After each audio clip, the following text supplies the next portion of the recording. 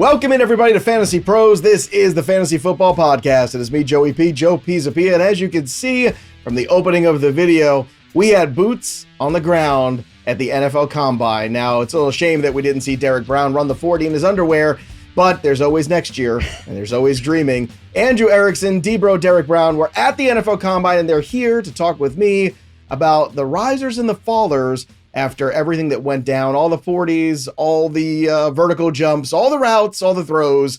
The boys saw them all, and they got to speak to some of the guys as well. So we've got some footage here from some of those interviews.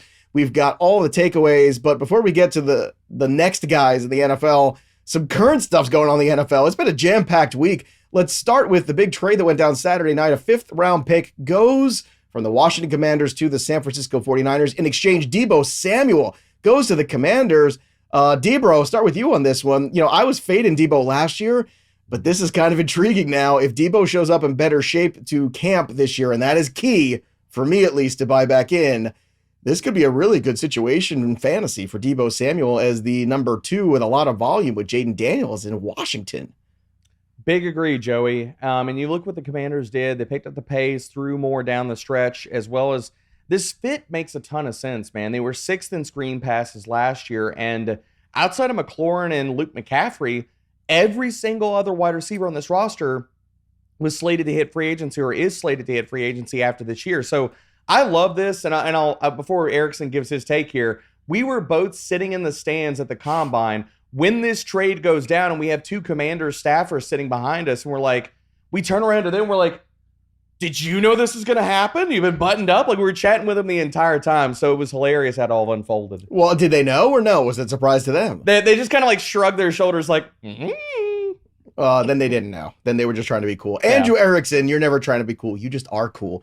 That's how you roll. Nice haircut, by the way, too. Looking sharp. So, question for you. Deebo Samuel, Commanders, he made the comment, which was throwing shit on the way out. Very high class. Now I get to play with a real quarterback. Yikes. Deebo throwing stones. What do you think of Deebo in Washington? Deebo Samuel really said that? Or he really said that because he's got a podcast because they give anybody a podcast nowadays. Well, I will say when we were talking to some of those Commander staffers after that trade went down, they did also let's hope he's in shape because I think that is a big key here with Deebo Samuel. So last year was really bad for him. Again, outside the top 40 receivers. Even after Brandon Ayuk got hurt, so you expected, hey, he's got all this expectation. Ricky Pearsall was a non-factor after suffering the gun wound in the offseason. So Deebo had all the opportunities in the world. He went over 22 receiving yards one time in his last 7 games. Now, I know the other issue was he was dealing with pneumonia in his lungs. Was he 100%? We don't know, but it's the hot and cold thing with Deebo Samuel every single year where it's like, well, which guy are we going to get? Yes, maybe he's more motivated now. He got traded for a 5th-round pick, but he's still making a decent amount of money still because the Commanders are paying the contract that the 49ers sent over with him. So I'm not going to be as high on Deebo Samuel, to be honest. Cliff Kingsbury, I've seen him put a wide receiver at left wide receiver and not move him at all. Deebo Samuel, you have to scheme up manufactured touches for him. He's a guy that can constantly banged up. He's a mobile quarterback. So, yes, the offense had a lot of screens last year, but how much of that was because, we're running backs and Zach Ertz are the rest of our offense behind Terry McLaurin. Mm-hmm. So I think if he's going steamed up into the top 24 wide receivers, I think I'm out. So okay, well, that's fair. I don't want to overrate him, and that's what happens too. Guy goes to a team, people overrate him. Just look at everybody who got traded last year in season, and now everybody thought it would be good, and basically none of them worked out. It was a complete disaster. Now, one guy who's staying put at wide receiver, T. Higgins, franchised. He ain't going nowhere. Look, it's good for Joe Burrow. It's good for Jamar Chase. I think it's good for T. Higgins in a way because he gets another year to pad some stats. And if the Bengals have the kind of season ahead of them that I think they might, then I think he's going to get a huge payday next year. So I don't know if there's anything else to add on that except we know what T. Higgins looks like in the Bengals, and it's good. And I think that 2025 is going to be a good year for the Cincinnati Bengals. Maybe you were a year early on the Bengals bandwagon, Erickson, on the betting side. Just saying, just throwing that out there. But let's get to the NFL Combine stuff here. Let's start with the winners and losers here. Deebo, let's start with you. Give me the winner at the running back position here. We're talking RBs right now that you think really popped for you. My guy, my RB5 in this class coming into the Combine, my RB5 exiting the Combine. That's RJ Harvey, baby. He crushed it. 8.9 RAS, 91st percentile or higher in both the vertical and broad jumps. And you marry that with a 96th percentile, 4.440. RJ Harvey, welcome to day 2 of the NFL draft. He's going to get drafted, I'm not saying in round 2, but probably in round 3. And he deserves to be, man. For a player that over the last 2 years has been top 20 in both breakaway rate and elusive rating, RJ Harvey is really stinking good at football, and people are going to put more respect on his name. And teams had to love what they seen at the combine. Yeah, I certainly would agree with that. Raheem Sanders was an interesting one for me, too. He kind of stood out for me. Very smooth, good 40 time, was good in the drills. I really liked what I saw. It wasn't didn't watch a lot of Arkansas this year, so I didn't catch him a lot. So that was one that just really popped for me watching. Erickson, you were there live, though. I was just some numbskull watching on TV, DVRing, going back and forth a million times. Who stood out to you at the running back position that you think did themselves a service this past weekend? It's my guy, Bhayshul Tuten from Virginia Tech. When we did the comp show, that was my guy at the end of the show, talked about sleepers in this class, people not putting enough respect on his name. There was a reason why he was being slept on. You know, when I got a chance to talk to him at the podium, because nobody else was there, because they weren't excited about this Virginia Tech guy, but I was. And he blew every expectation out of the water, posting 98th percentile 40-yard dash, 96th percentile vertical jump, 96th percentile broad jump. When he ran his 4.38, I was all ready to tweet out victory laps, and then he ran a 4.32. And then Deebo put a clip up on X and social media of us just screaming in the stands. So it was Joey. We missed you at that point because you would have been screaming right along with us. I missed being there. I'm not gonna lie. But that for me was the biggest. He was the biggest winner. You know, again, a player that has explosiveness on tape, and you could see that translate to the drills. He weighs over 200 pounds. So this isn't a case of like a Devon Achane where he weighs 188 pounds. He ran the same speed as Devon Achane did, but he did it at over 200 pounds. So yeah, this is a guy that's going from maybe he was in that round 5 consideration, and now it's like, well, this guy's going to go in round 3 or round 4, potentially even at the end of round 2 because of how explosive he is. I think he's underrated as a pass catcher. So as someone that I was really excited to watch, I was really happy to see have a big day. And the person too, right? Because again, I got to talk to him in real life. Again, remember, these guys aren't just, names on a page or in my spreadsheet, but they are real people, and I was happy for him. I'm sure there are a lot of people who want to talk to him after the 40 times that he ran, but our Andrew Erickson did get to speak with him beforehand. So here's a clip of Andrew Erickson at the podium with Tuten before he was dropping giant 40 times. Yeah, it's not I think I'm underrated, but it's for reasons. This guy's playing out. Always been underrated, always overlooked, but I guess that's what, makes me the way I am. I see it as only a challenge and, a drive, to keep striving and being the best player I can be. Excellent stuff there from Andrew Erickson. All right, so there's winners and there's losers. Andrew Erickson, give me somebody that you thought maybe disappointed you at the running back position at the Combine. So for me, it's Kaleb Johnson, the running back from Iowa. And if anything, when Derek and I went to brunch the day of the testing for the running backs, we saw a group of Iowa fans. And I went up to them and be like, "Are you guys excited for Kaleb Johnson?" They're like, "We're actually here for the Big Ten track meet. Who's Kaleb Johnson?" And I was like, "Oh no, this is a bad sign." Foot in mouth. Yeah, there you go. So Kaleb Johnson ended up running one of the slowest 40s, 4.57. The 10-yard split was particularly glaring, 1.65, which is 7th percentile. So I think that this is going to potentially negatively affect his draft stock in terms of what round he goes in, especially when you look at the guys like Henderson and Judkins and O'Marion Hampton, the other running backs that were kind of viewed in that next tier alongside Ashton Genty. Those guys all had amazing workouts and all looked really good. And that has Kaleb Johnson as the only 2 drills he didn't necessarily perform well. Now, he is a larger running back. When he talked to NFL teams, they said, you're a big physical back, not, you're a speed running back. That's not his game. So I kind of like the idea of buying the discount on him if he's going to fall in rookie ADP. But I want to also acknowledge that the bad performance could negatively impact his real life draft capital, which does have a very high correlation, because if these other guys are all going ahead of him in rounds 1 and 2 and he ends up going at the end of round 3, well, that does hurt his odds of hitting at the next level. So even though I still like Kaleb Johnson, I'm not overly concerned about it. I am concerned that it'll hurt his draft stock. We've seen guys like Kyron Williams Bucky Irving didn't run the fastest 40s. It ended up not making a difference with the I was going to on-field bring performance. up Bucky Irving but because yeah, that's the whole problem. Is like Bogdan and I just had this conversation on Out of Bounds. Go watch Out of Bounds on the YouTube channel because we literally just talked about this. Bogdan said, I'm not going to let the combine over-influence me because last year he was the Bucky Irving guy. All September, October, November, just Bucky Irving. Then the combine happened and he's like, oh, he started to get a little shaky there. And then what happened? Bucky Irving was really good and he was pissed. For the entire NFL season, Scott Bogman was pissed about it. And I just want to remind everybody too, you talked about him being a bigger running back, Caleb Johnson. And Derrick Henry's 40 time at the combine was 4.54. Wasn't exactly like stunning necessarily. I think the game film speaks enough to Caleb. I love Caleb. If he falls a little bit, maybe it's better because maybe he ends up in a better organization with a better offensive line in a better situation for him to actually be more impactful. So I'll try to like this little sunny here. I get it. Maybe it wasn't quite up to expectations. Maybe expectations were too high. I still believe in Caleb like Erickson does. But Deebo, give me a potential loser at the running back position that you thought might have just fallen short of expectations. Man, I wasn't high on him entering the combine, and I'm definitely not higher on him exiting the combine.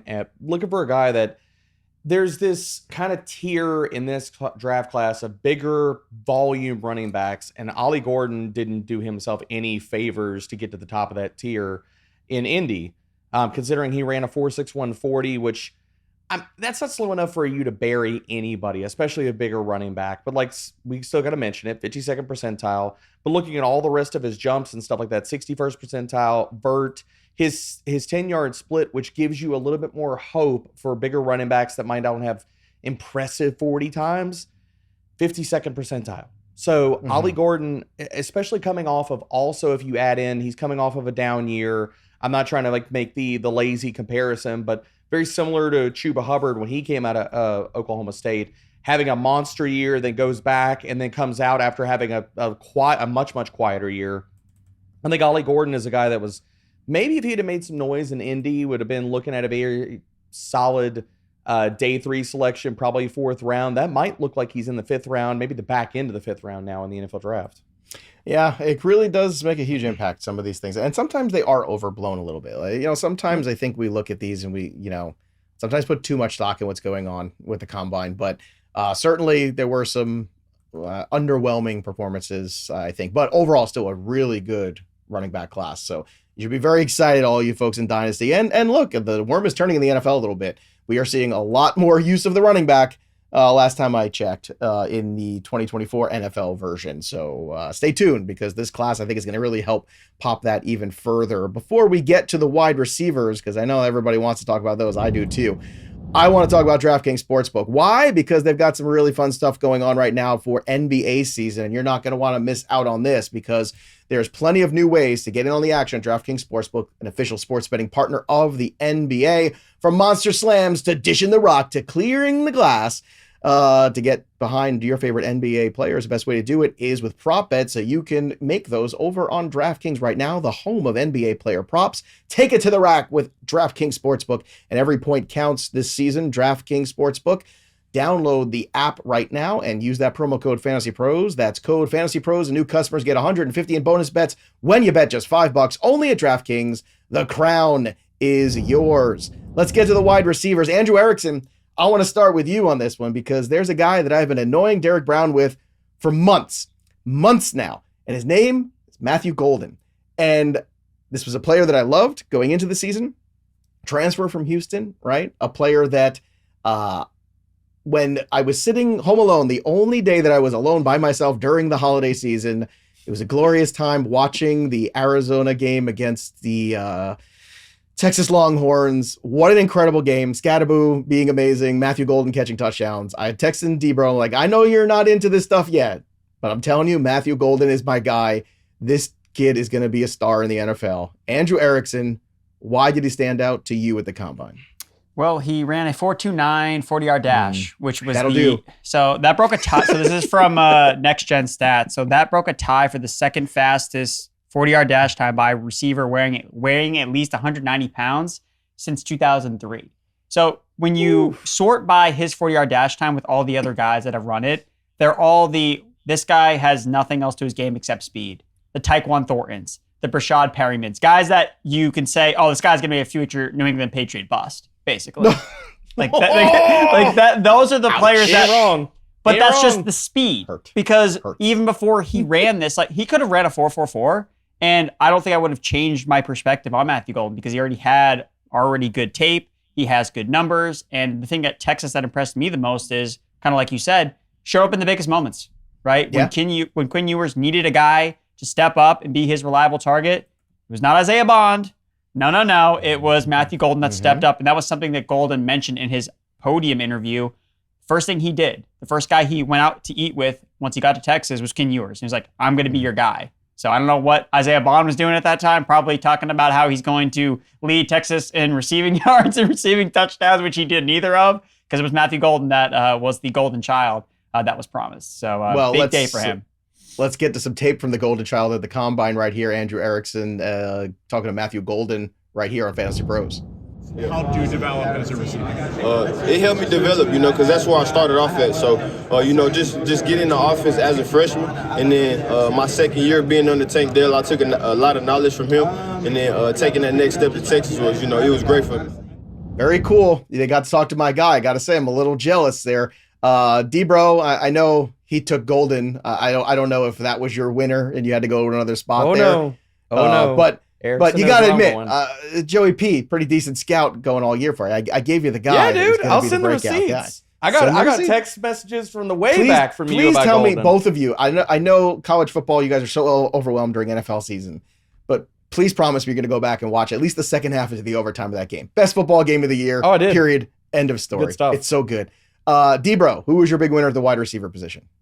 The guy that I have not shut up about since before the Senior Bowl. I have been out here talking about him. I talked about him on the Comps show, and it's Jaylin Noel, baby, and he absolutely eviscerated the combine. He crushed it in Indianapolis, did everything and more. I mean, we're looking at a player that finished with a 9.5 RAS. He had a 99th percentile vertical jump, 99th percentile broad jump, ran a 4.39, people, 80th percentile or higher, even in the short area agility.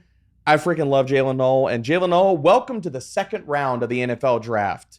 These Iowa State boys, we're going to get to another one here in a second, but dude, people need to put respect on their names. And I've been saying it. I will continue to say it. This wide receiver class is better than people are giving it credit. All you hear about in the echo chamber and the narrative streets is, it's a damn wide receiver here. We don't want to sit here and draft wide receivers. I'm so worried about the wide receivers. And then these guys are crushing the combine. And Jaylin Noel, caping up, baby, saving the wide receiver class. Here's Derek Brown asking Noel about his favorite routes to run in the tree. Jaylin, what's your favorite route to run and why? What teams have you had formal meetings with? Favorite route to run? I'll give you two. If I'm going deep, trying to take some over the top, I'll probably go with a post route. And then short route, probably a choice route, just giving me an option to read the coverage. And then the formals I've had this far is with the Commanders, Houston, and Seahawks. Great stuff, D-Bro. All right, let's get to another winner here. Andrew Erickson, who's on your list at wide receiver? Elic Ayomanor. Trying to make sure I pronounce his name right. So this is the wide receiver from Stanford. 6'2", 206 pounds.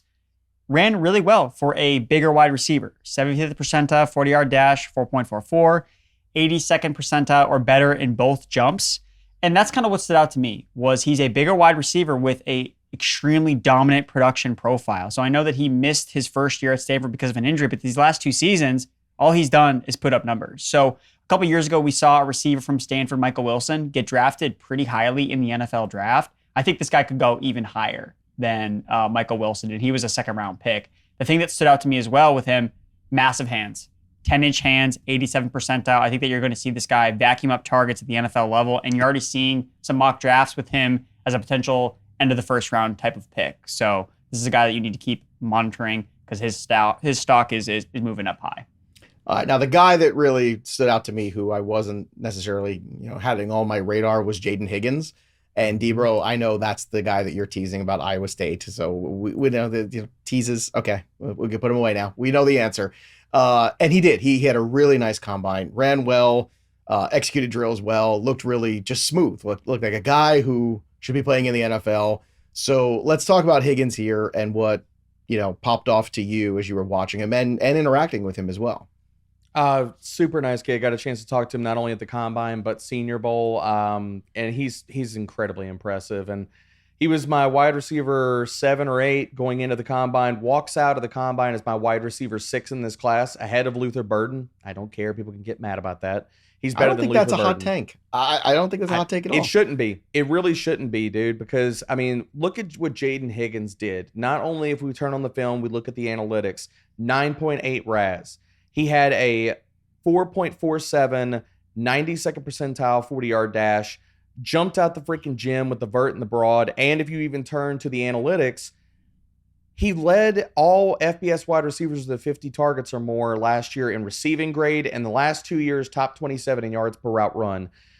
Jayden Higgins, again, talking about Noel and where he goes in the NFL draft, I will not be shocked at all if Jayden Higgins is a second-round pick in the NFL draft because he deserves to be. I like it. And he's a versatile wide receiver, too. Deebo got to talk to him about his versatility and also how some of those visits with the teams went as well. Jayden, what part of your game are you looking to highlight the most this week, man? I would say my versatility, just being a big guy, being able to play all around, anywhere, any position. And I would say my hands, just always making that play when the quarterback calls my name. What teams have you had official visits with so far? Visits? Yes, I sir. haven't had any official visits yet. Okay. I had formals with San Fran, the Commanders, and the Texans, and then met with a plethora of teams. Otherwise, I'm All right, so there's winners and then there's losers, and sometimes people get caught on the wrong side. So let's talk about somebody who might be a loser for you guys. Deebo, let's start with you. It's funny because I, again, just did Out of Bounds, and the guys on your list are the same guys that are on Bogman's list. He said, give me 3 losers, and 2 of the guys we're going to talk about now were on his list, 2 of the 3. So, Deebo, let's start with you here. Who really just kind of disappointed you that maybe you had higher expectations for and didn't live up to the hype? I didn't have high expectations for him entering the Combine, but he really needed a great Combine to debunk a lot of facts about him. This isn't even rumors. This is facts. Because Tez Johnson, measuring in at 5'9", 154, you need to fly, sir. You need to be Tutu Atwell. You need to just absolutely blaze. And while he tested good in the vert and the short area stuff, his 40-yard dash was 4.51. I'm sorry. At that size, that speed, if you are out there comping him, anybody's out there comping him to Tank Dell, you are wrong. You are incredibly wrong. I'm sorry, but it is not right at all. He's not Tank Dell. He's not going to be Tank Dell. He's a slot player. And looking at this size and lack of speed combo, you're seeing his draft stock is probably going to tumble, man. He probably still goes somewhere on day 3, but maybe he was a 4th-round pick. I won't be shocked if he tumbles into the 5th or 6th round in the NFL draft. Now, Erickson, the guy on your list is Isaiah Bond. I feel like Isaiah Bond set himself up for failure, though. When you're talking trash that you're going to break every record and all this stuff, and then you run an amazing 4.40, it seems underwhelming, and it shouldn't be. I mean, is he a victim of being Isaiah Bond at this point? And just, is that a problem? Well, I think that this is just the Isaiah Bond experience, where he's teed up for every opportunity to smash, and what does he do? He just continues to underwhelm. So you're right. Running a 4.39 40-yard dash is really good, but it doesn't look as good when you talk about, I'm going to run 4.2. So that's why it seems slow. So for me, this stems from the player Isaiah Bond and what type of rookie receiver you could potentially be drafting on your fantasy team as someone that's super frustrating. And, he got the opportunity. He's going to see targets because that was the other thing at Texas. He didn't see enough targets. Wonder why? Why wasn't Ken Ewers getting him targets? Oh, because maybe he wanted to throw to Matthew Golden instead. So that's my issue with Isaiah Bond. And for me, I don't really care where he goes. I think that some teams might not really see this as affecting him because, he's still a guy with 4.4 speed. He played in big programs. He was an Alabama guy, but he transferred from Alabama, was underwhelming there, went to Texas, underwhelmed again, and he did the exact same thing in the scouting combine. So I'm not going to be fooled by the big plays and potential that he has because he's had this potential the entire time. And sometimes that's not enough. So for me, Isaiah Bond is a big loser. I don't want to make too many excuses for Isaiah Bond, but Quinn Ewers is a guy that when you watch him play quarterback in games, there's moments where you go, maybe he's better than I think he is. And then he immediately reminds you he's not. It's true. And I think that is the Quinn Ewers experience, at least that I had whenever I watched any Texas games this past year. Mm-hmm. And when you do bounce around like Bond too, sometimes you think you're getting a better situation at quarterback, and you're not always getting a better situation at quarterback. I feel like if Bond, he's got good hands, he's got all the prototypical things you're looking at for. He just had 4.39 speed. It's pretty good last time I checked. If he gets in the right environment, you can take him, Joe. You can have him. I'm just saying, like, I'm not ready to write him off yet, but I get it. And I understand, maybe Isaiah Bond is a little bit too much Isaiah Bond sometimes. We'll see. A wide receiver with a huge ego. God, I don't know how the NFL will ever handle that. Well, when he gets drafted by the New England Patriots. Well, and then he doesn't play at all in his rookie season. Well, here's the thing. I mean, my dream is that Matthew Golden goes in the beginning of round 2 to the New England Patriots. That is my dream. Yeah, it's too bad he won't be there anymore. I don't think he's going to last that long. And that is... Now, that was my dream Patriots back will in get January. Jayden Higgins. That's the play. That's a consolation still be prize. really good, baby. That's the play. It's a consolation prize, but Golden's the guy that I want. I know we're going to talk about the quarterbacks, and I want to talk about the quarterbacks, but real quick, let's just touch on tight ends for a moment if we can, which is, again, phrasing. I should reconsider some of the things that come out of my mouth sometimes. Let's talk about the tight end position, what you saw at the combine, Deebo, for better or worse here. I know we've got a star at the top of this class. What's the rest of it look like? I mean, honestly, Erickson and I talked about this on the microcast. Like, it's you saw a widening of the top 3 tight ends versus everybody else, considering most of these guys didn't test well. Terrence Ferguson definitely jumped out because he tested extremely well, guy out of Oregon. So what, can he make some noise and be in that tier 2 compared to, Harold Fannin and some of these other guys, Aronde Gadsden. And I just think that what my big takeaway for the tight ends, not so much like winners and losers, because I honestly think there weren't any winners from the tight end position at the combine. None of these guys really helped themselves where they're going to jump up multiple rounds in the NFL draft. If anything, you could talk about there was some losers, but we even got the news after a fact, and it didn't help, Erickson and I's prop betting at all. But Gunnar Helm twisting his ankle and that explaining his 4.8 40 and his lackluster combine experience. I think he wanted to prove that he's a tough guy. I mean, that's what football scouts care about too, right? That you're like, hey, you're going to play hurt, you're going to show up. Prove it somewhere else, not in your bad times. I get it, but still. But you can't win. You can't win. Like, if you're these kids, you're like, you're a prima donna if you have pro days and you don't do anything at the combine. And if something doesn't go well at the combine, then you're an utter failure as a prospect. I mean, Erickson, I know there's Tyler Warren and everybody else, but is there anybody else? See, I think it's Tyler Warren and Colson Loveland. I think he's right up there with Tyler Warren. He's also significantly younger than Tyler Warren is. Okay, he's been more productive for multiple seasons than Tyler Warren has been. So that's all I'm saying. I mean, if Colson Loveland gets drafted by his old head coach in Michigan and goes to the Chargers, well, we're going to be really excited about playing him in fantasy football. So that's really my only take on the tight end position. I think that there's a clear top tier, which I think that Loveland deserves to be right there with Tyler Warren. I can expect some people to disagree, but that's my take. But yeah, I think Terrence Ferguson was the other guy that really stood out among the drills and really put his draft stock in. Gunnar Helm, let's just hope that ankle gets healed up, buddy. Yeah, there we go. We're going to talk about the QBs in just a moment. Welcome to this week's Chasing Challenges, brought to you by Microsoft. Just like the athletes who push boundaries and redefine what's possible, business decision makers today are turning challenges into opportunities, and Microsoft meets you where they are with tools and guidance to help you make an impact with safe, secure AI solutions. Players and teams are facing their own challenges, and in this segment, we're going to spotlight athletes and teams that are currently undergoing a challenge and what this might mean for a fantasy or betting standpoint, and examine how we think they might be able to overcome them. And whatever challenge you're facing, Microsoft empowers you with the expertise to say, bring it on. Now, this week, we're going to discuss the challenge faced by teams evaluating Shedeur Sanders, because he was not at the combine. He's going to be at the pro day. And not throwing at the combine is a decision that a lot of big time prospects make. But sometimes, prospects find themselves in interesting situations where they are the default top prospects. And that seems to be what a lot of people think about this quarterback class in 2025 looks like. He took a lot of sacks in college. He's never had a big run game to really support him either. So that's something to keep in mind in evaluating his performance. And now he finds himself near the top of this quarterback class. And A lot of people will tell you that this class does not stack up to the previous ones, and if these guys were in last year's class, well, maybe they would be second-day picks at the very best. Now, should he sit for a year and get drafted by a team? Maybe. Is he going to have that luxury if he goes in the top 5 picks? Probably not. It might be good for Shedeur Sanders to sit under a veteran, but we all know Shedeur Sanders is a prime-time kind of prospect, and that might not sit well with Shedeur.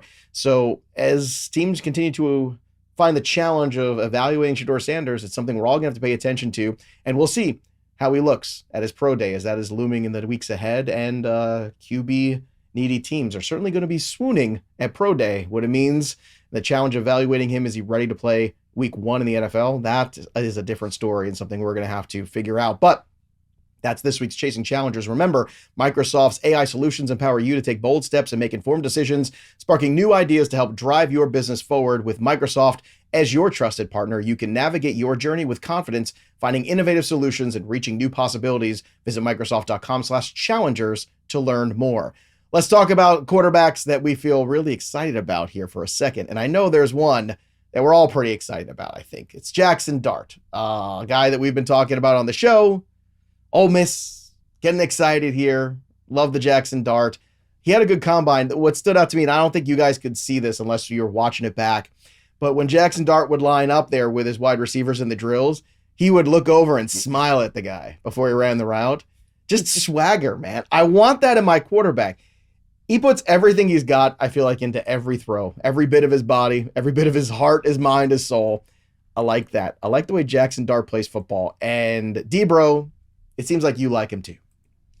Yeah, baby. I love Jaxson Dart. And doing his podium session, I know we're going to show a few clips here in a second, but doing his podium session with a backwards hat on just said, like, man, you're my guy.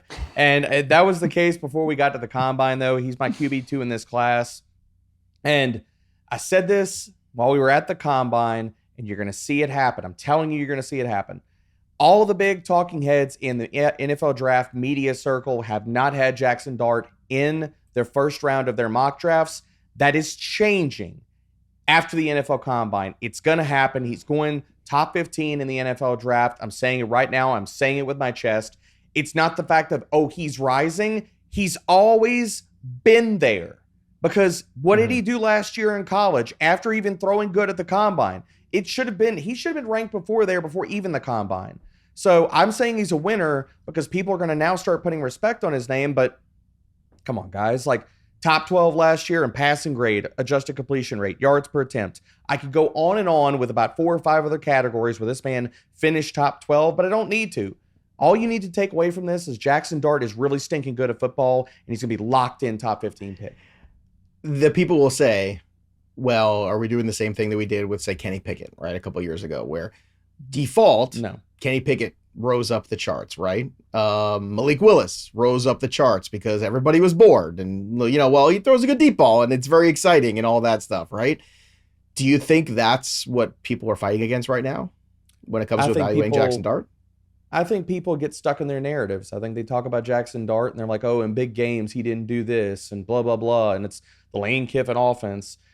I heard all of this same garbage last year when people trying to shade Jayden Daniels and saying there was a lot of Jayden he Daniels can't slide, he can't throw deep, he's a one-year wonder. I mean, pick your crappy narrative, and Jayden Daniels put all of them in a freaking coffin. Dart's going to do the same thing. Yeah, I mean, USC, Ole Miss, you know, I mean, every kid plays at 2 schools now, at least nowadays. And look, Jaxson Dart, we did the comp show. If you missed that, go back and watch the comp show. It was really fun. I called him Jeff Garcia. And you know what? I watched more Jeff Garcia and I watched more Jaxson Dart after that show. And I am completely convinced now that he is that reincarnation. And that's not a bad thing. Garcia was a pretty good quarterback in the NFL. Speaking about transitions to the NFL, Derek was asking him about that and the prospect of possibly playing for a team like the Raiders should the draft stock continue to rise. So here's some clips from the Combine with Jaxson Dart. Like development-wise, I mean, you saw it at the Senior Bowl. Like conceptually, I've ran every concept, and I've had reps at it. So they know what it looks like. You know, Coach Kiff at one point was the youngest NFL head coach.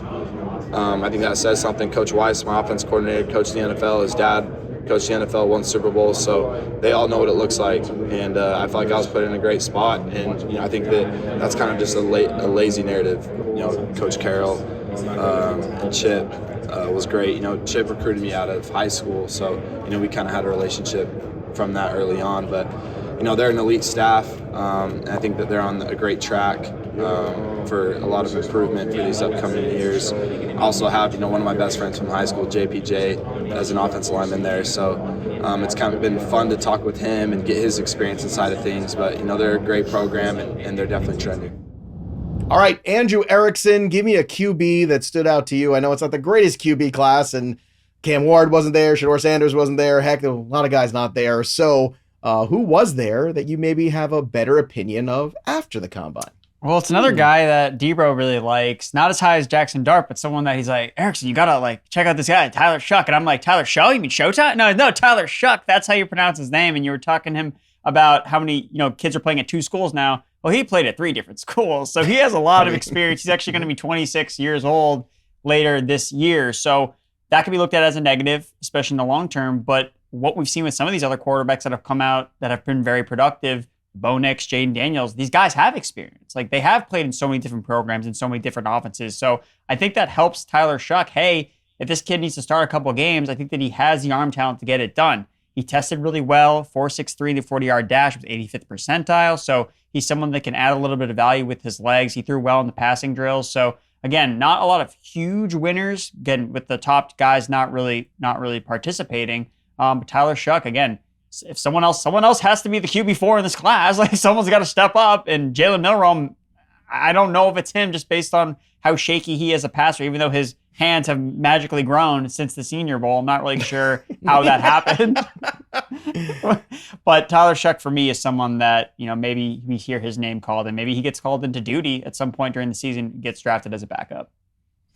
All right. I will say quarterbacks were a little underwhelming. Gabriel was underwhelming. Ohio State QB was underwhelming. But it's just, it's not a great quarterback class. And again, I think what you're looking for are some of these intangibles. So I'm going to ask you, if you look back and you watch it, did you see the Jaxson Dart stuff I was talking about when he was like winking at the wide receivers and like joking around with them and smiling at them before they ran around? That to me is just a kid who's confident. And you need that going into the NFL. Those intangibles really do make a huge difference. So we're going to have a ton of mock draft shows here on the channel. Make sure you subscribe. Make sure you drop your comments below too, because I love to hear from the people. So tell me, who is your favorite guy at the combine and maybe your least favorite? I know people don't love to be negative on the internet. I know it's hard, but if you have a loser or something you didn't like, you can share that with us too in the comment section below. Drop the comments. We love to hear from you, your winners and losers from the NFL Combine, because I know you are watching. We all watch it for hours and hours and hours until eventually you have to go outside and see sunlight again. But gentlemen, I'm so happy for you. The only other thing I can ask you is what was the biggest winning experience of the Combine for you? Andrew Erickson, was there a moment? Was it Andrew... for you, was it Deebo getting recognized in public as Derek Brown from FantasyPros? Was that the highlight? That should be Deebo's. I mean, that should be his moment. But basically, anytime Jaylin Noel was brought up was basically Deebo's moment. I mean, everything that was Bhayshul Tuten.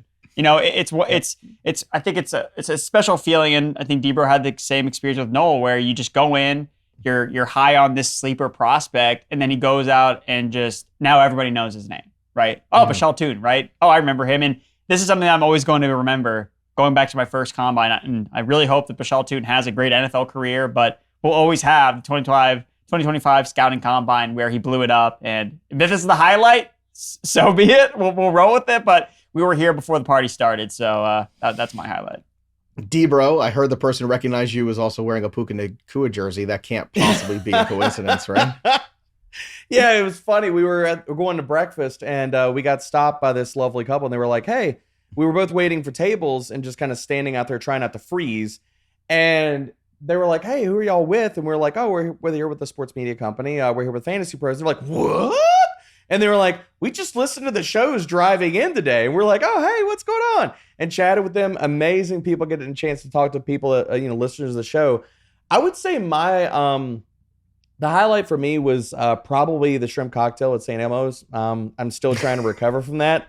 it burned the inside of my soul and my mouth. I've heard that's a thing you got to do when you go there. You got to do the St. Elmo's. Are we not going to share our murderous row of people that we saw at St. Oh, go ahead. Name drop, Erickson. It was a lot, dude. So we saw Wink Martindale. We saw Matt Nagy. We saw Jonathan Gannon. We saw Arthur Smith. These other people were like all like grouped together, and we're like trying to like, wait, how do they know? Like, why are these people talking to each other? Was it hard to see Arthur Smith and not want to yell at him about well, we didn't want to yell in the direction of Jonathan Gannon, who he was having dinner with, because, you know, Gannon's on the good list. So. Yeah, so he's on the good list. And then what was that other place we went to where we saw Eddie George? Oh, Eddie George walking out of the bar, and he looked like, dude, he looked like the Red Hulk. Like, he looked like he could still saddle up his ass and go play today. In great shape. Insane. I didn't remember that he was like 6'4" for the last couple of years too. I don't know if you know that Eddie George took on a secondary career. He started acting.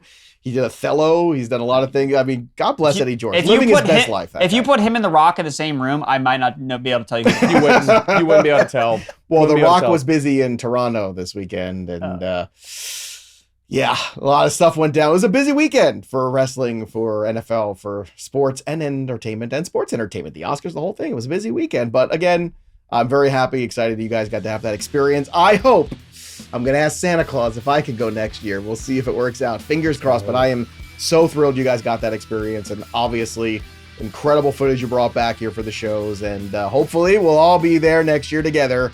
And I'm going to pass on the shrimp cocktail. That'll do it for us. But the story of the game goes on. For Deebo and Erickson, I'm Joey P. We'll see you next time, kids.